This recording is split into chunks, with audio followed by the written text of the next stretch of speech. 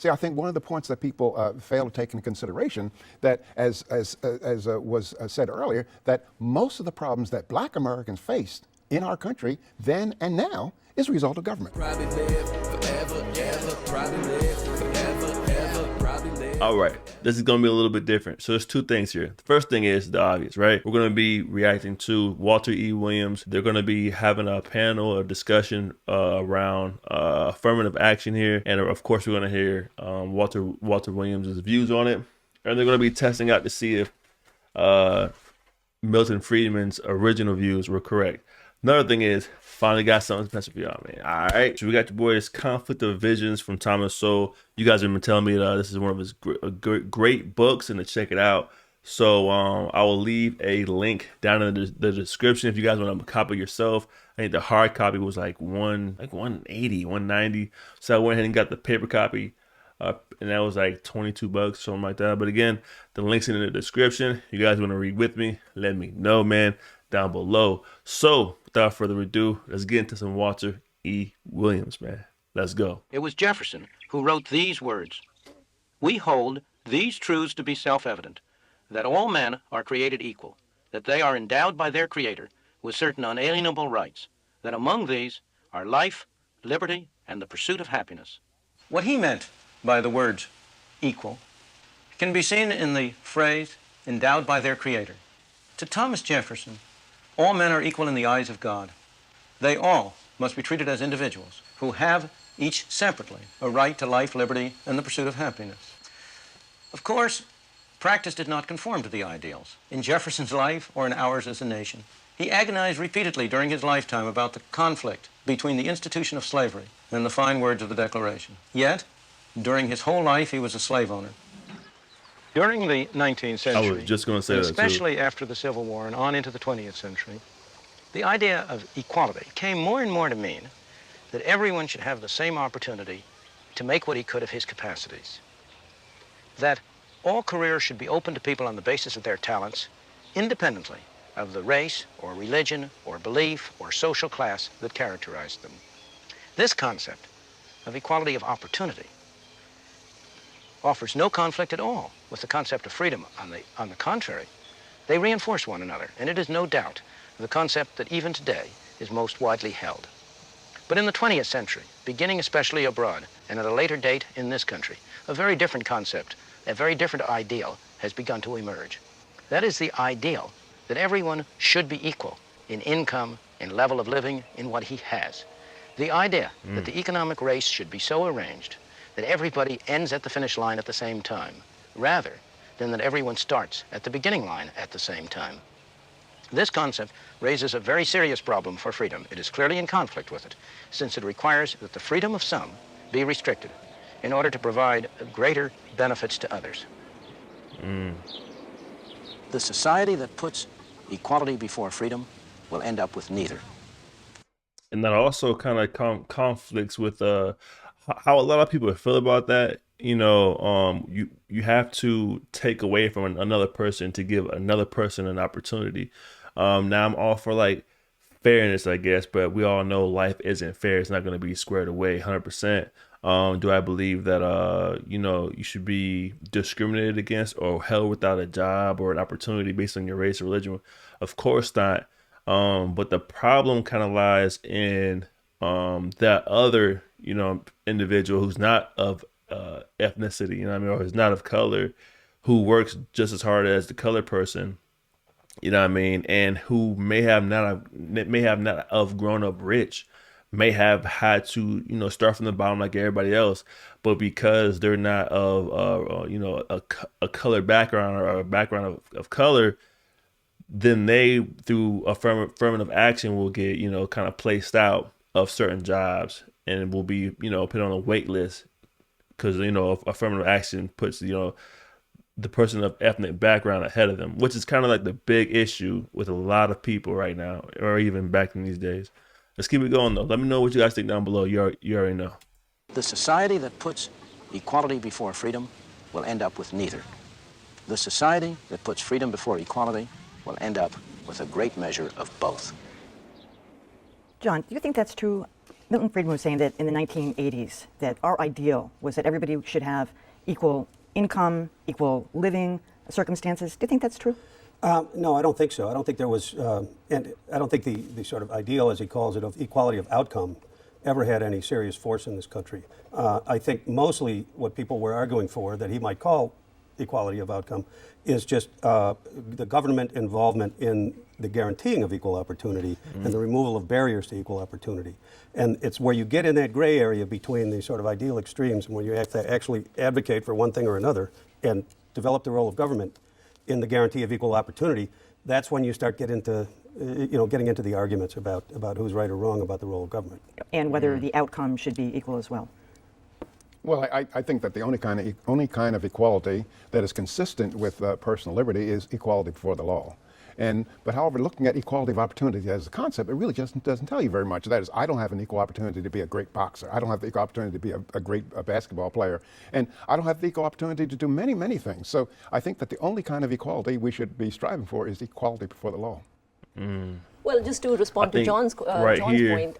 He's kind of like, we can't necessarily control the other things outside of opportunity because, you know, most of the time it goes to the people who actually work the hardest, put the most hours in, who are more dedicated. Now you do have the small percentage of people who, you know, get opportunities based on who they are, right? Let's just face the facts, based on where they live. But the majority of people in America, man, you know, their success, even like in the last the last decade or so, with the boom of like this entrepreneurship. So trying to control that aspect is going to be difficult, but you can control making it equal towards the law. You can look at the books and you can say, all right, for this crime, why is this color, you know, get a longer sentence than this color? Let's try to work on that. That's a physical, statistical. That's information we can get to make a difference within the law. So that's kind of real. Let's keep it going. Well, just to respond to John's point, I think when Milton Friedman made this clip, affirmative action was at its heyday. And affirmative action, which started off as equality of opportunity, had actually morphed into and still has morphed into something like equality of outcome. Because if you look at the admission practices of a lot of universities, what they are trying to do is get proportional representation by ethnic group, by various different criteria. And that's because they feel unless they arrange for equal outcomes, there's no way to measure equality of opportunity. The only way to measure equality of opportunity is through equality of outcomes. And so they have prearranged the outcomes. And I think that's the kind of mindset that Milton Friedman was talking about at the time. I thought it was interesting that. And that's also kind of interesting, right? Because we know like colleges, we look at they're being incentivized by the government to, create that diversity on their campus. But it's on the other hand of that, it's kind of like, okay, so would you take away somebody that who doesn't have that diverse background as far as like race? Would you not give them the opportunity, you know what I mean, and put somebody else above them, even though maybe the white person may have worked a little harder to be where he was at? So that's kind of the big argument, right? That's kind of the big issue, from what I've seen so far, from affirmative action at least. Let's keep it going. The kind of mindset that Milton Friedman was talking about at the time. Well, I thought it was interesting that Thomas Jefferson was invoked in this context because Jefferson, at least as I recall it, had a fairly robust sort of conception of equal citizenship, where it was important not just for people to have a sort of formal, hollow equality, but he wanted to see a society of sort of farmer-owner practitioners. It's difficult to know, what that would mean in the modern context, but the idea is that, everyone needs to have access to certain kinds of economic resources to have real opportunity to be a meaningful participant in society, and not, I think, just a sort of empty legal equality. Going back to your point, though, Thomas Jefferson had slaves, and the free market essentially created slavery. But the free market wasn't going to take that away. It wasn't going to take discrimination away. It wasn't going to take Jim Crow laws away. So without some kind of government intervention, why wouldn't that have continued? Well, I don't think slavery is consistent with the free market. That is, the free market has something to do with private property rights and self-ownership. And slavery is a violation of the essential principles of free markets. So slavery is more, it's something like the forcible use of one person to serve the purposes of another. And that has to be offensive to anybody who believes in personal liberty. But it took government to fix it. The market itself wasn't going to fix it. It wasn't going to sell and it. if you equate freedom, it's difficult really to understand what Friedman meant by freedom. here. That's a very mushy concept. Everybody gives up some freedom, right? We pay taxes. If you're a policeman, you submit to discipline, so you do the job well. And so the issue isn't, is there some pure freedom? And that's also true, you guys. It's kind of like you can never have a balance, but there are always trade-offs. There are always trade-offs here. But the idea of it being equally fair and equally right, that's that's not really going to happen, man. So you have to give up something in order to gain something. And so the issue isn't, is there some pure freedom, unfettered life that is even possible for anybody, but where are we going to draw the line? In a very pragmatic sense, there's a tension between personal freedom and the common good. And I think they're both important, laudable goals, and the idea is to seek the balance there.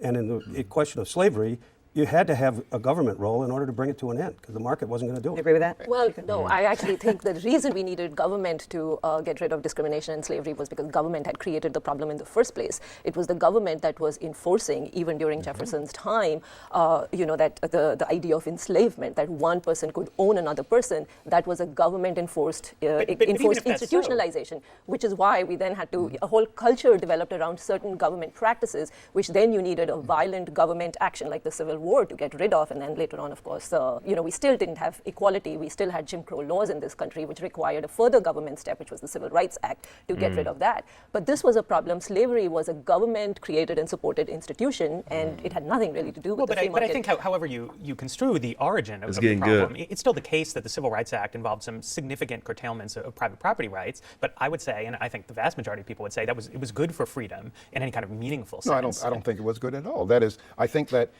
when the Civil Rights Act was written, I think that instead the government should have said that the Constitution applies to all Americans, and that was it. But however, I think one of the points that people fail to take into consideration, that as was said earlier, that most of the problems that Black Americans faced in our country then and now is a result of government. Milton Friedman says that you shouldn't be restricting the personal That's all facts, man. That's facts. Yo, he's all right. He's all right. That's facts. I'm gonna run that back a little bit. Come on. See, I think one of the points that people fail to take into consideration, that as was said earlier, that most of the problems that Black Americans faced in our country then and now is a result of government. Milton Friedman says that you shouldn't be restricting the personal freedoms of a few to benefit others. Isn't that what affirmative action does? Essentially, I think that's exactly what it does. Now, I think, we have affirmative action in this country, not just for people at the lower end of the strata. We have affirmative action for people at the upper end of the strata. A whole host of universities use legacy preferences, which is affirmative action for the rich. And it goes back to Milton Friedman's point that we are trying to arrange equality of outcomes because we want X number of people, who are in, upper echelons of New England to go to Harvard, and a certain number of Jews to go to Harvard. There were quotas against Jewish people in this country, at Harvard for a very long time. And so very affirmative action is very much an equality of The point outcome. of it was to create equality for originally for African Americans because of the legacy of slavery. That was the idea, that it would give equal opportunity where it didn't exist before. Well, Was it necessary? In my view, it was not necessary. In fact, if Abigail Thurnstorm and Stephen Thurnstorm have done some wonderful work in which they have actually documented how Black progress in universities, both in terms of attendance and graduation rates, had been going up, quite rapidly till the 1970s when affirmative action became really big. And at that stage, actually, Blacks started doing worse because they were getting wanna into rebut that? universities without being properly prepared, and so they were going to universities. Well, where affirmative they- action. and affirmative I think it's action interesting, affirmative action actually is a cause of keeping She on Blacks fire. back to some extent rather than their. She's on fire right here, y'all. She's on fire. What she's saying is absolute facts, man.